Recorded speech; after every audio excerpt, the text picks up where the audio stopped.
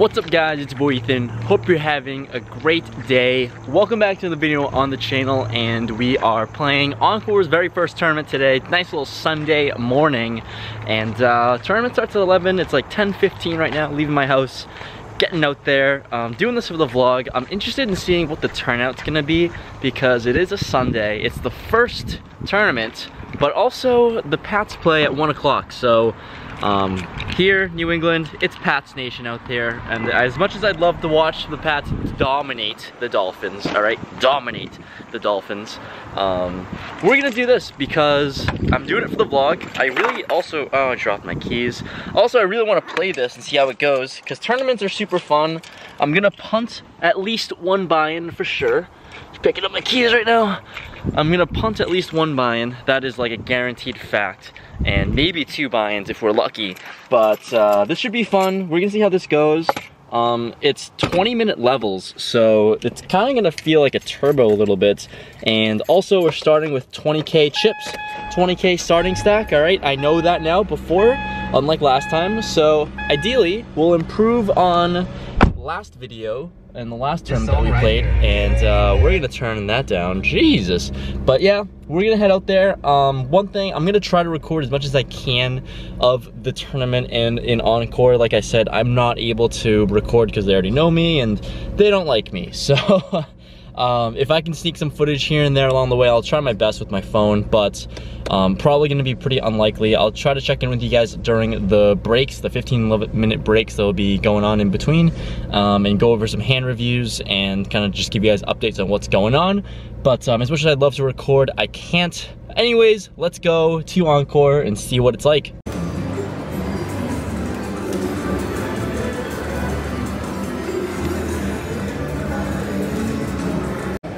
Do not put the chips in your pocket or conceal them in any way or moving table to table. Your chips may come out of play. Here in level 1, blinds are 100, 100, and starting with a 20K stack, we look down at ace queen offsuit in the cutoff. The undergun player limps. Seen him limp like a bunch of times now, so very, very passive, I'd say. When it folds to me, I decide to raise it up to 500 chips, or 500, and he's the only one that makes the call. So we're going to go heads up in position to a flop of ace queen 3, 2 clubs out there. And on this board with top 2 pair, he actually leads out into me for 500. Gotta obviously raise here. Gonna go for value, and so early on, we're just trying to accumulate chips here. So I'd have to raise it up to 1500. He doesn't think too long before making the call. So we're gonna go heads up to a turn, which is the 8 of clubs. Not awesome, not ideal, but he checks to me, and I think I'm just way too strong here to just shut down. I can get a ton of value from ace X's and, you know, other pairs or stuff as well, so I'm just way too strong to check it back. So I go for value. I bet 1500 again, just trying to accumulate chips like I said, and he makes the call. The river is the 7 of diamonds, so it doesn't really change a whole lot, and once again he checks to me. Basically in the same situation as on the turn. Like, we just got to go for value somehow, and I didn't really know what kind of sizing I should put here, so I decided to put out another bet of 1500. Not really sure the sizing. I know this is just way too small, but realistically, like, I just have such a strong hand, and we've got to get value from weaker aces. He doesn't really think too long before making the fold, unfortunately, so I guess we had a really weak hand, and no more value for us with top 2 pair. Here we're in level 3, where the blinds are 100, 200 with a 200 big blind ante. We're starting this hand with 26K, so we've chipped up just a little bit, and we look down at pocket 9s in the big blind.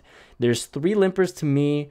I am going to close out the action by not checking my option. I raise it up to 1,000, raise up to 1K, and we get 2 of the 3 limpers who call. One in middle position and another one on the button. So let's go 3 ways out of position to a flop of ace 6, 9, 2 clubs out there.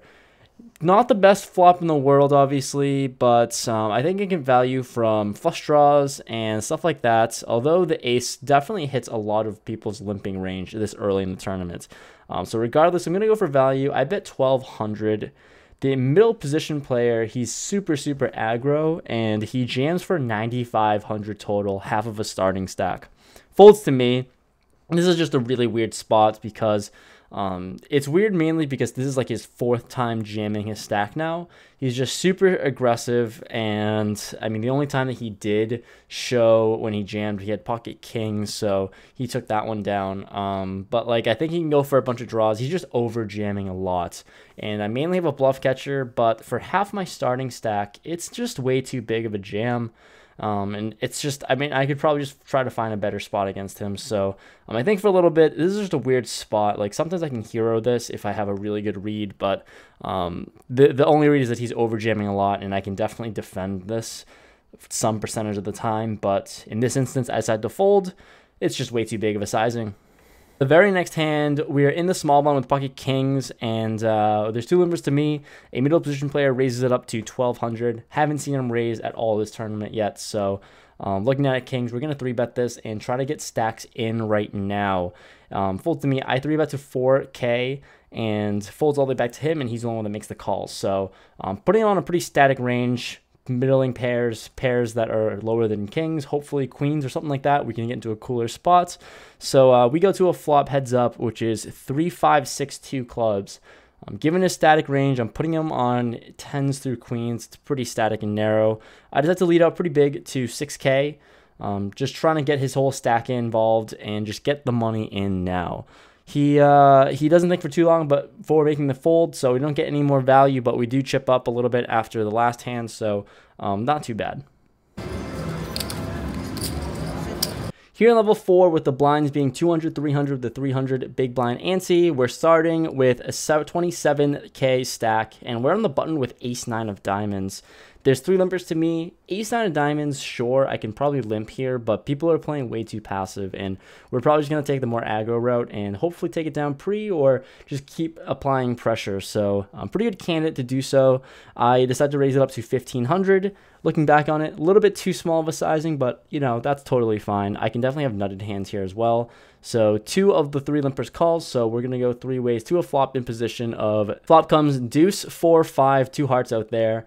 Action checks to me, and this is just not really the board I'm too comfortable c-betting on. It definitely hits a lot of limpers ranges like 7, 8, 4, 5, 5, 6, hands like that probably will gonna have to call at least one street. So here, just gonna take my ace high to showdown equity, and I decided to check, and we go to a turn, still 3 ways, which is the 10 of spades. Early position player who limped bets 1K. It folds to me. This is the same player from last hand or 2 hands ago. He's very aggressive, and although this is a very value-sized bet, 1K here, I'm going to have to call with ace high, assuming I do have a bunch of showdown. I do have an over and a gutter ball, so maybe we can bank one of those and get value. Who knows? So I call, and we go to a heads up to a river, which is the 3 of clubs. So we do hit our gutter ball. He instantly bets 3K. I instantly snap call this, and he shows a 10. We're good. We take it down. We do suck out on him, but it's totally fine. We get paid.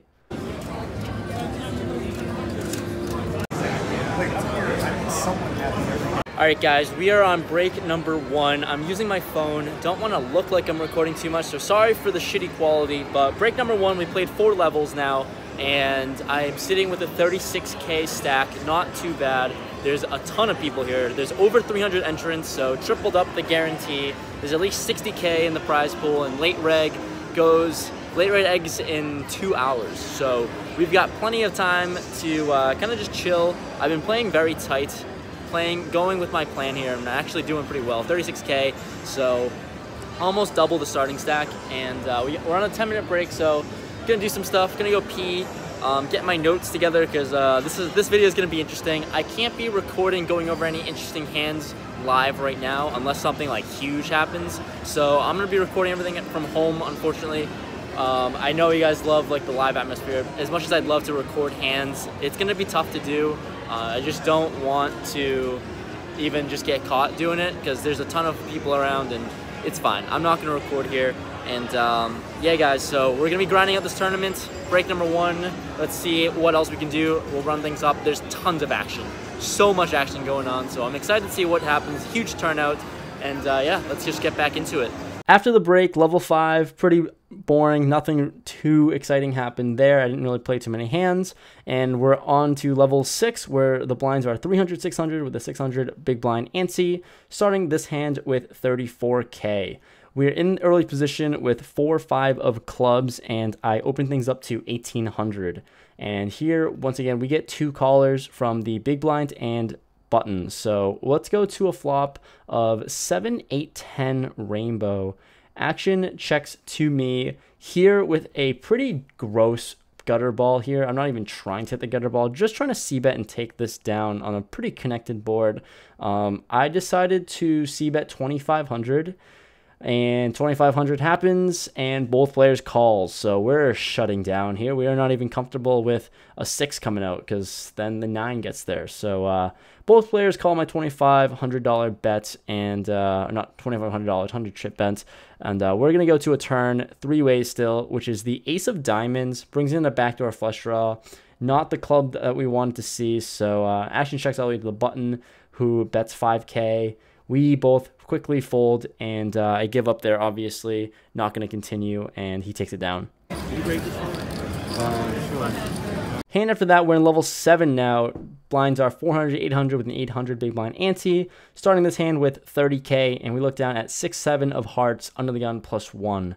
I opened it up to 2300, and we get a middle position player who I'd say is a recreation player, makes the call. So we're going to go heads up to a flop of 6, 7, 9, 2 spades out there. Flopping bottom 2, obviously going to have to continue and get a bunch of value on this board.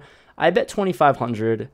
He doesn't take too long before making the call, so we get some action at least, thank goodness. Let's see, a brick turn does not come. It's the 8 of spades. Spades gets there, there's a 4-line into a straight. What a horrendous card in general.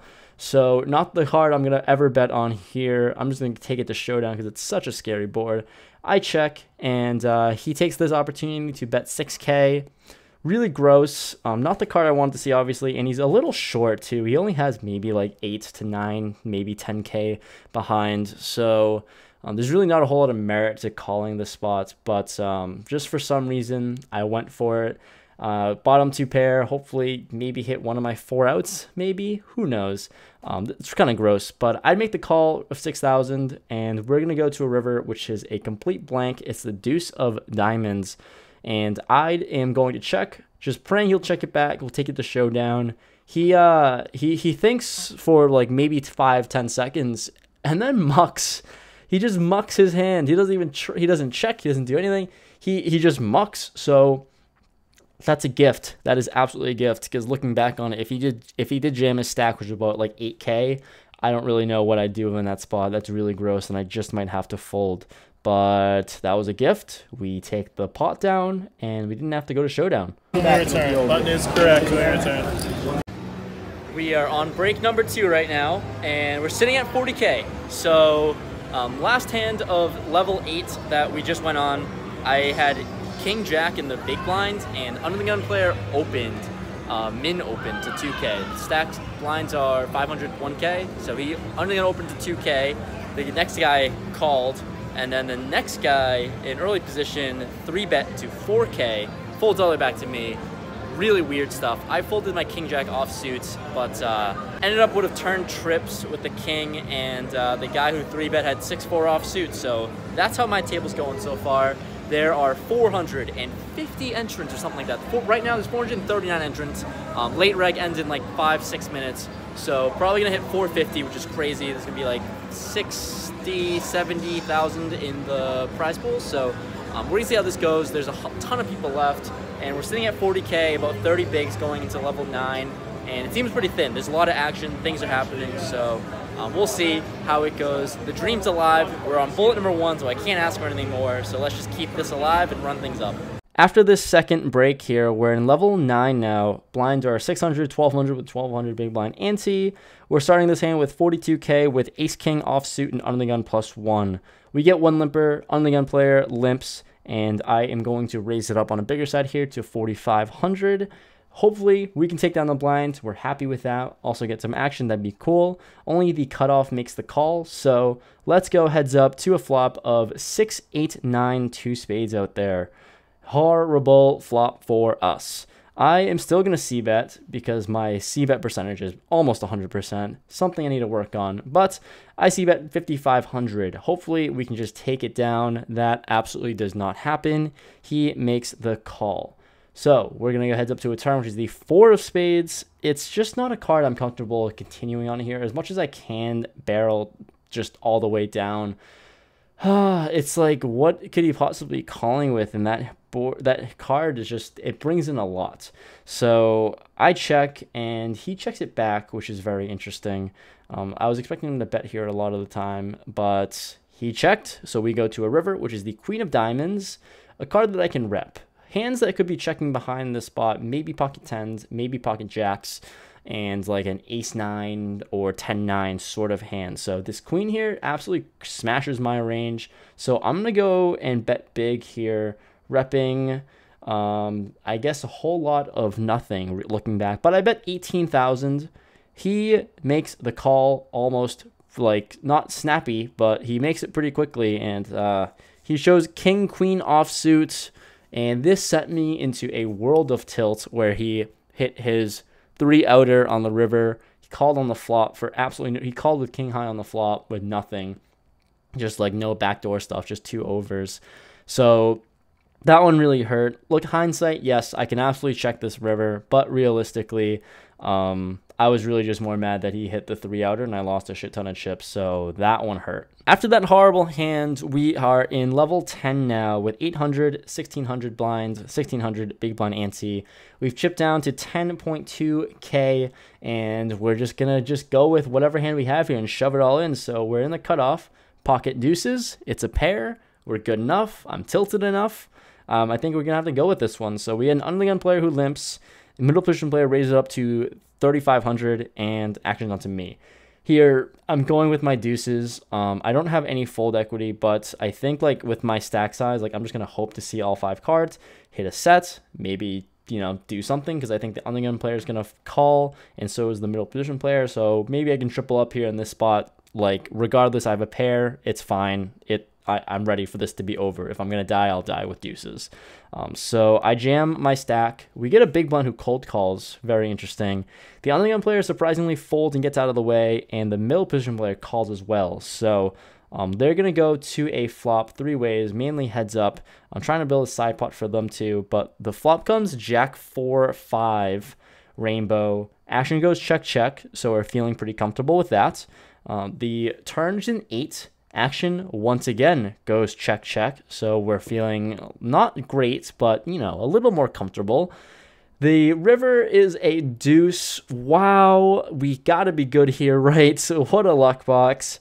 The big blind bet some amount on this deuce river. The other guy folded. He shows queen jack off. We scoop with pocket deuces. What a miracle. Maybe we can bounce back in this thing. Shortly after that hand, we did not bounce back because I don't have to go over the specifics, but still in level 10, I was in the big blind with 10-6 of diamonds, very loose player opened. I called, and I basically punted off with 10 high against 9-7 of spades that he had. He had a 9 for middle pair and called me down on the river, unfortunately. So that hand happened. I punted off a decent amount of my stack, so we're now sitting with 18k after that stupid punt with 10-6 diamonds. Next level comes in, level 11. We have 1k, 2k, 2k ante, and we're sitting with 20,000 in our stack, and not a whole lot to really report in this specific scenario. We have 20k, so we're just going to shove here. I looked down at queen jack suited. I open shoved, got no action. Next hand that I did shove, I had pocket queens, open shoved, no action. Maybe you can make some merit for opening with pocket queens, but realistically, let's just get the money in now since we're so short with 10 bigs. So no action on our shoves.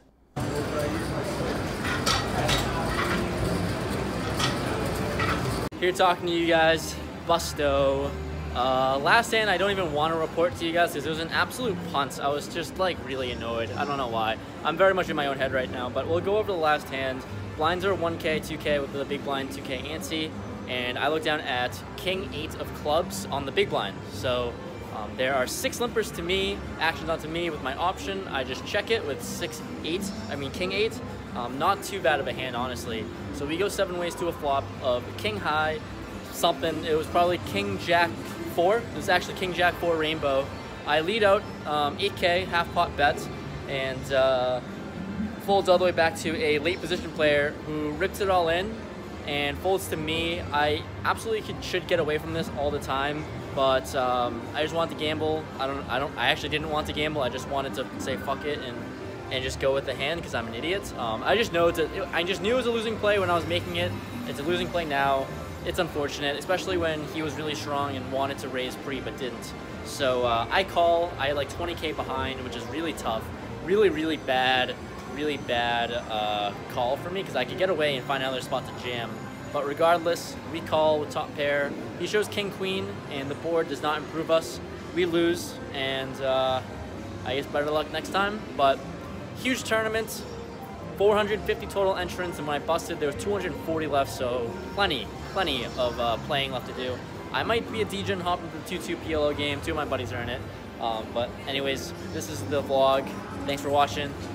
Cannot cash a tournament to save my life. Also, making minus EV moves is pretty tough as well. Played really bad at the end. But anyways, hopefully you enjoyed, and maybe one of these days I'll bank something.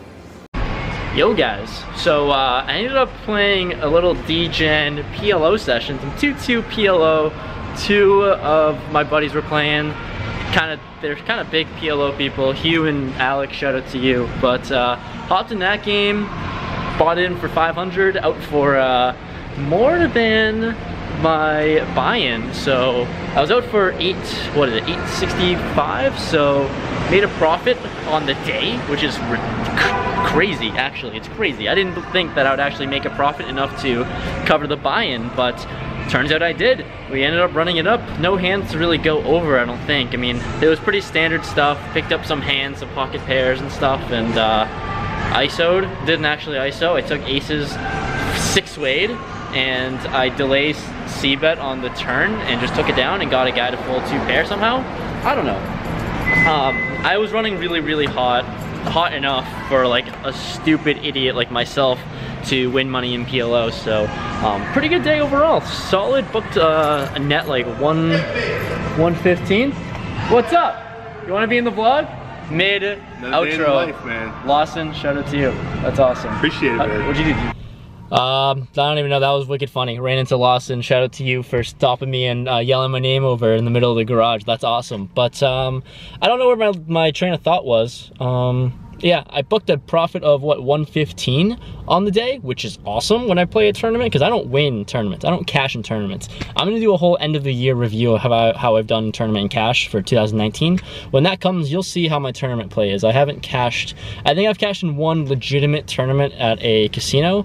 The only other tournament that I actually won was like a small home game kind of thing. So that counts, but doesn't count as much as a $240 buy-in. So, anyways. Wrapping up the vlog here. I don't like how I played the tournaments. I liked how I played the early levels, and then I kind of just didn't really know how to navigate my way through the middle of the levels with a decent stack. So that's just my fault due to inexperience and just being really dumb. But anyways, hopefully you enjoyed the video. Leave a like if you did make it this far. And yeah, PLO went great, so I'll take that. That counts into the bankroll challenge. So I'll see you guys in the next video. Peace out, boys.